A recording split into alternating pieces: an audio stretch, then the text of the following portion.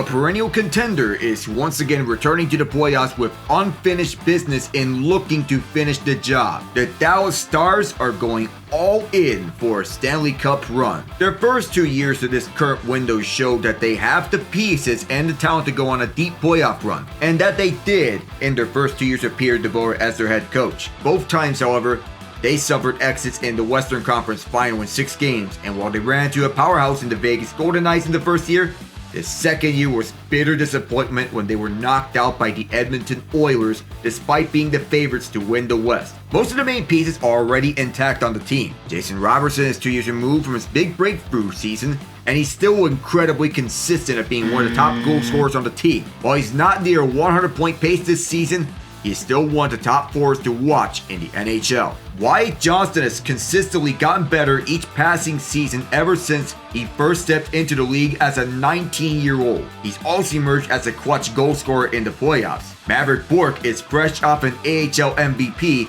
and is providing down-the-lineup scoring. Miro Heiskanen can set up the offense and is the workhorse of the defensive core, but he'll likely miss the first round because of a knee injury that has kept him out the action since February. Thomas Harley's already a top pairing option, but he's elevated his game ever since Heiskanen went down, covering both ends of the ice effectively and being the team's top power play quarterback in that span. When Heiskanen comes back, Harley will help reduce the pressure off of Heiskanen. The last piece of the core is Jake Ottinger, one of the better young netminders in the NHL today, taking over the starting job in the Dallas net admirably. With the youth that they have comes their veterans who have bought into the foundation of this team. Jamie Benn, Tyler Seguin, Essa Lindell, and Rope Hintz have all been part of this organization for a decade now, or more. Ben, the team captain, is seeing his worst offensive output since the 2022 season, but has accepted a third-line role and is helping out the growth of the young forwards, including Johnston. Seguin was hurt early in the year and needed hip surgery, but he was on pace for his best point-per-game output since the 2019 season.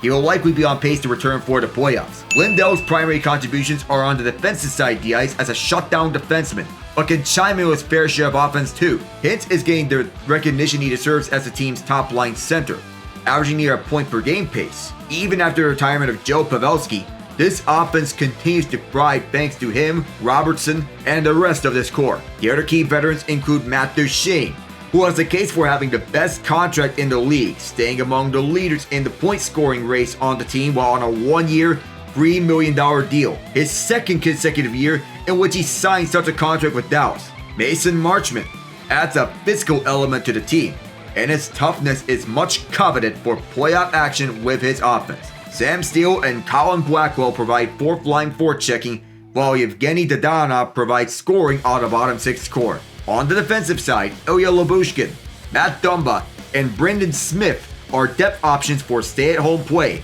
although they can be hit or miss. Casey DeSmith is solid insurance in case Ottinger has a bad game or is injured. Last year, they didn't need to do too much to adjust their roster and only added Chris Tanev at the trade deadline. This season, they had a shift in philosophy. While they have their mix of young talent and veteran players, the goal is to win a Stanley Cup at any and all costs. They have plenty of young talent at their disposal, but they're comfortable with the young talent that they have now, and they want to take the extra push. Out goes Logan Stankoven and 3 first-round picks. In comes Mikko Rantanen, Michael Granlund, and Cody Ceci. While Stankoven has been a key piece of his young core, the Stars need a player like Rantanen. Not only was he acquired, but they also extended him on a new 8-year deal worth $96 million that will kick off starting this upcoming summer. And it's a deserving contract to sign, given he's one of the most dangerous goal scorers in the league. He's 2 seasons removed from setting the Colorado Avalanche franchise record for most goals in a single season. It's a handsome sum of money, but if he can produce here what he did in Colorado for Dallas, the Stars will be in very good hands. He fits into an offensive system that centers around him being a trailing option, which he was in Colorado. Granlund isn't just additional offensive insurance. He's a high-quality option who revived his career with the San Jose Sharks before coming along to Dallas before the Four Nations face-off break. He's carried over the success with the rebuilding Sharks to the contending Stars. While his ice time has been reduced from 20 minutes to 17 minutes in Dallas,